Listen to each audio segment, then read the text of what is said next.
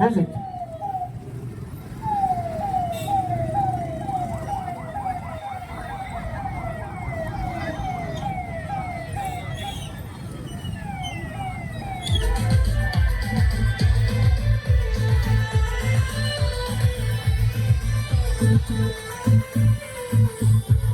చేస్తున్నాను.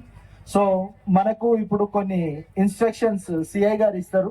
ఖచ్చితంగా ఆ ఇన్స్ట్రక్షన్ మనం ఫాలో కావాల్సి వస్తుంది. ఎవరికి కూడా మన ర్యాలీ అనేది ఇబ్బంది కాకుండా ఉండాలా.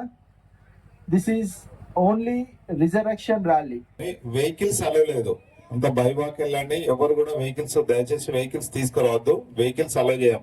తర్వాత ర్యాలీ చేసినప్పుడు కంటిన్యూషన్ ఉండాలి, మధ్యలో ఆగుతాం వస్తాం అట్లా కాకుండా మీరు నిదానంగా పోయిన స్వామికి మరియు కుమారునికి ప్రేమ దేవునికి జై నానా. ఏదన్నా వెహికల్స్ అలౌ చేస్తారు అలాంటి వారికి మాత్రమే. మన ప్రియులు ఏ స్లోగన్స్ ఇస్తే అవి మాత్రమే చెప్పండి.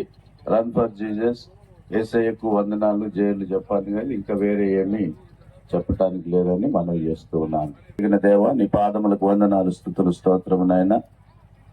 మా ప్రభువా, నీవు ఈ యావత్ ప్రపంచ మానవాళి శాప పాప విమోచనార్థమై మనుష్య కుమారునిగా ఈ లోకానికి వచ్చినావు.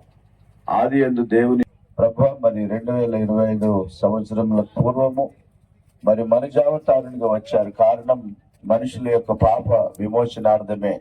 ఎందుకంటే సిలువలో మీ ప్రాణం యజ్ఞ పశువుగా బలి అర్పించుట దేవుని చిత్తం, దేవుని సంకల్పం.